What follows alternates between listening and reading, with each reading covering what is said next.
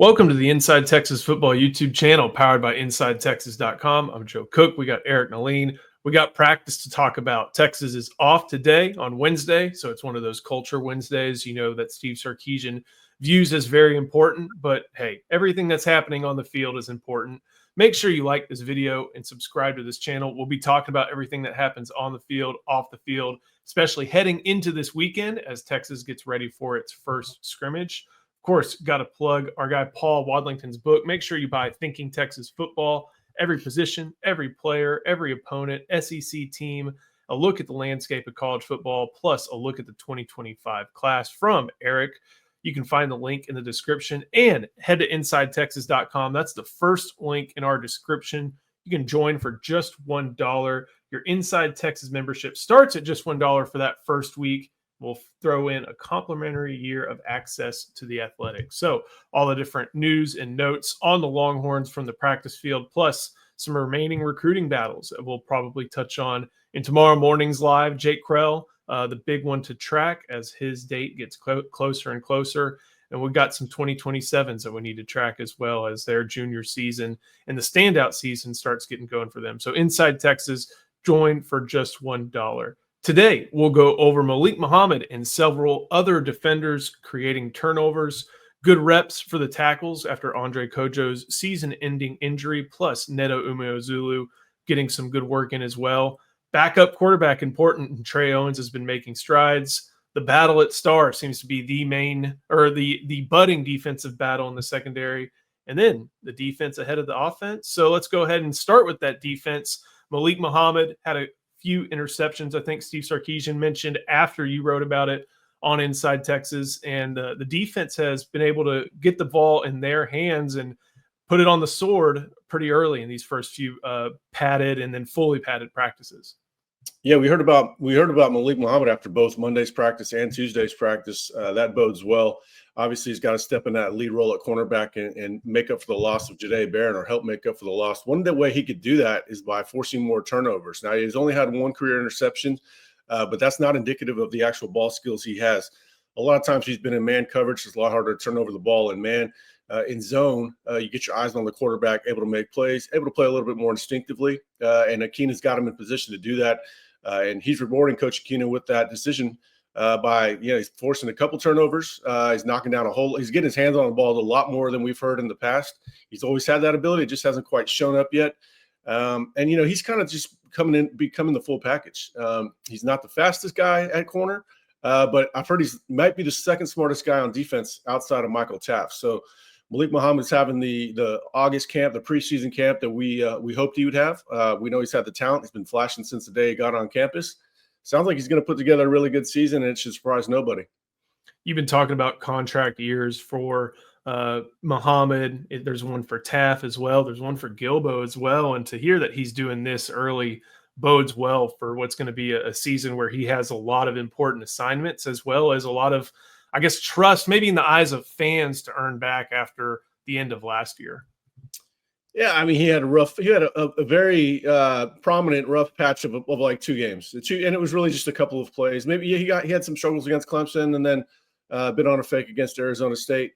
He played very, very well against Ohio State. So normally fans are go by recency bias. The last game he played extremely well against the best team in the country. I think fans should be just as high as they were on him coming into last season. A lot of people thought that he was going to be the better corner over Jahdae Barron. The questions going into last year were over Barron, which we didn't agree with. We don't agree with there being any questions about Malik Muhammad this season. He's playing very well. He's always had that ability. I think a couple of those plays last year overshadowed a strong season.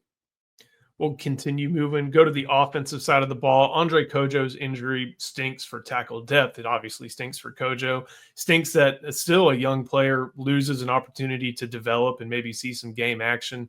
But in response, after Kojo went down, it sounds like the tackles from Gooseby to Baker to even Nick Brooks and Jaden Chapman did some good work going against Texas's edges. Yeah, we've been hearing good things about Jaden Chapman the last few days. Of course, now it's time to check on those guys a little bit more. We feel pretty good about the starters. We obviously Trevor Gooseby we feel great about. Brandon Baker, we've been writing about him quite a bit the last few days. Zulu, we wrote about him as well today. The most locked in he's been, probably the best mean streak at the position out of any offensive lineman really in the program. That includes DJ Campbell. Just plays with that plays with that aggression that you really want, especially from an interior player. He's coming along a lot more consistent, hard worker. Just doing all things the right way. He might be in a contract year. It would be funny, kind of sad to have waited this long for him to flourish, and then he could be out. He's NFL eligible after this season. We'll see. That's putting the cart ahead of the horse. But the loss of Kojo, that is a concern, because it could expedite the need to play Nick Brooks. We've been very vocal about Nick Brooks having a bright future. But the question right now is, what's the present like for him? He did have a good practice recently. And he's going to get a lot more attention now because he could be needed at a moment's notice. But right now, I think Jaden Chapman is that third tackle. We'll see if that changes over time. One thing, and I'm not anticipating ever getting an answer from Sark about this. He'll probably say something about along the lines of we'll handle it internally. But you have to think that Brooks may not be available for that first game, or may not be available for a game for what he did in the offseason. I don't think so. They had a talk with him. I don't think there's any enduring punishment for him. I mean, I could be wrong. The way it was relayed to me, I don't think that he was. It wasn't all that big of a deal. And then as far as, Zulu goes, he's an echo to the whistle player. I remember looking and watching. He didn't have a ton of reps in the past couple of years, but his run blocking reps were high quality, as you might expect. And his pass blocking, if it's getting better, that's always good to hear. And they can't go get anybody else. With Marshall Landwehr getting put on scholarship, which was an awesome video to see. They're at 85. Sark joke can't go to the co-op to get anybody, or he has like a better chance of finding somebody at the co-op, and he probably does. But no matter what, they're at 85. They're not bringing in a scholarship player. They got to develop the guys that they have right now. Staying on offense, everybody talks about Arch Manning. The focus is on Arch Manning. Sark has given some positive relayed positive information about Arch Manning in the past few days, but the battle to back him up is important. We know how important the backup quarterback position is at Texas. We've seen him play in almost every season since the turn of the century. How's he been performing over the past few days, especially with someone like Matthew Shipley there in the room, Matthew Caldwell there in the room with him? Yeah, you threw me off there with Matthew Shipley. I think, I still think this is a real battle, definitely a real battle. I think Caldwell having the experience playing at Troy, being around college football as long as he has, and he's shown that maturity the second he got on campus. He's reading defenses and 7-on-7 and doing all those things. I think Caldwell is in a good spot, but Trey Owens is not going without a fight. He's been playing very well. Sark still has him running second team. Caldwell's going to have to take it from him. And right now, Owens is putting up a good fight, getting the ball out quick, protecting it a little bit. The quarterbacks had an issue. We didn't get to the whole segment on what we were talking about with Muhammad and other DBs creating turnovers. They have had too many turnovers this week specifically. Before this week, they've done a really good job of protecting the ball. They've had some tips at the line of scrimmage as well that have been turned over. But overall, Trey Owens is having a very good camp. He had a good spring, and he had a strong summer. Now, that strong summer I might have downplayed a little bit too much because he had 7-on-7, and he should light it up in 7-on-7. That's his wheelhouse. He's going to have to show that he can move his feet in the pocket, slide, find windows, release the ball quick, maybe to a second, third target. But right now, he's having a good camp. And so we're continuing to watch that quarterback battle for number 2. It goes on a little bit further than maybe I would have thought. I was kind of giving the edge to Caldwell right away just because of the experience factor. But Owens is playing well. This applies at all the different positions, and of course, football's played with pads on. But now there's just so much more information that these coaches have from these summer workouts that they used to not have. Like, this first week's always going to be important, but they have all of July and all of June from 7-on-7 to help inform that decision. Again, the pads are going to be what helps them, but they feel like they can. I bet they can kind of make a decision maybe earlier than they anticipated or would have in years past, just because of all the different info they have dating back to time with them in the classroom. That time in the classroom and on the chalkboard, you can see who's processing and understanding exactly what's going on. You can ask them questions and get answers pretty quick to give an idea of if they're caught up to speed. But we'll see how it goes. There's a lot of this depth chart is really in flux now. We can we can pretty easily project the starters across the board. That's not hard. Maybe cornerback would be tough and maybe star would be tough. But the depth behind it, there's so much competition. There's, really, I think every position is pretty much settled outside of maybe linebacker. Depth behind safeties up in the air. Even edge depth is up in the air. So, wide receivers pretty settled, I would say, unless Mosley makes a run at Livingston. But there's the competition is on that second layer, and there's a lot of it pretty much across the board. That's something that will probably carry over into the season too. So before we keep on going, got to show some love to our sponsor. That is David McClellan. I'm just going to say, guys, you probably need a fiduciary financial advisor. And I've got the guy for you. His name is David McClellan with Forum Financial. He works broadly and deeply with his clients as a financial life coach. And he should know something about coaching because he won several national championships as a swimmer for the University of Texas. He specializes in financial planning and has contributed numerous articles to Kiplinger on the topic of retirement tax bombs. So contact David today to be your fiduciary financial planner and schedule a 1-hour consultation to assess your financial situations. The free consultation is available, so just give him a call. The number is 312-933-8823. That's 312-933-8823. His email is also in the description below. Going back over to the defense, that battle at star continues. In part of it feels like a battle, seeing who is going to rise to the top, but it also feels like there's some mixing and matching because of the players, the frontline players that they've put in that spot over the past few days. Yeah, we've been mentioning the last few weeks of offseason, maybe the last month or two, that Akina really likes to work matchups, and so I think a lot of it is people are thinking that it might be Taft versus Grayson Littleton or Grayson Littleton versus Wardell Mack. I think it is Grayson Littleton versus Wardell Mack, but there's really three things I'm tracking at this position. That matchup between Grayson Littleton and Wardell Mack, they're interchangeable with first team. The last couple of practices, Michael Taft has not been at star the last couple of practices, as far as I know. But that to me is more of a setup where the offense is in 11 personnel, 3 wide receivers out there, and you need really a corner. Right? The whole reason they moved Jada Barron to star was because he was a corner and could cover fast wide receivers. The other scenario is, what are they going to do in 12 personnel? Last year, we saw it as early as the Michigan game where Jelani McDonald played star snaps, and I think he played over 200 star snaps on the season, and it probably would have been more at that position had Derek Williams not been injured. So it's clear that they want a bigger safety or a more run support safety when the defense or when the offense is in 2 tight end sets.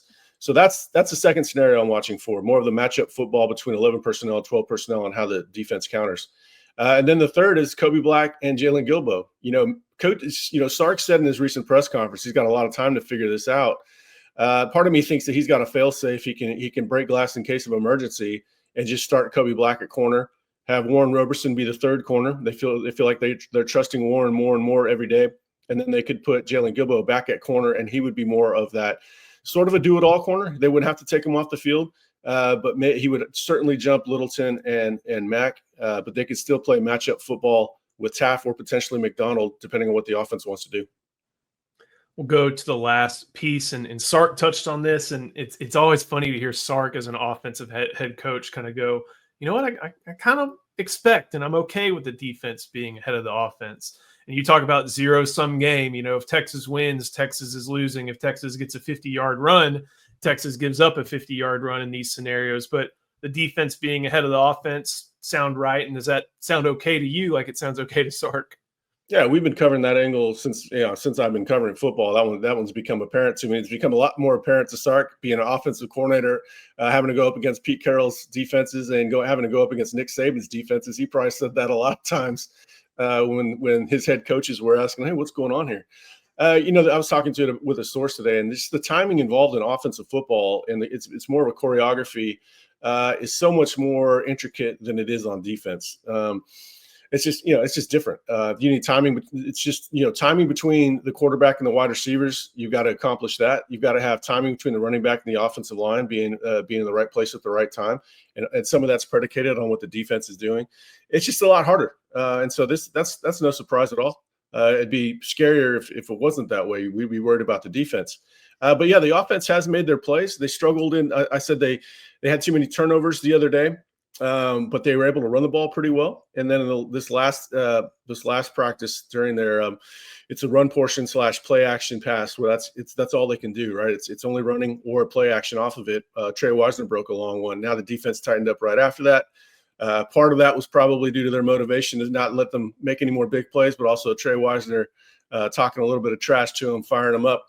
But yeah, I'm not worried about the defense. The defense to me sets a very high floor for the entire season.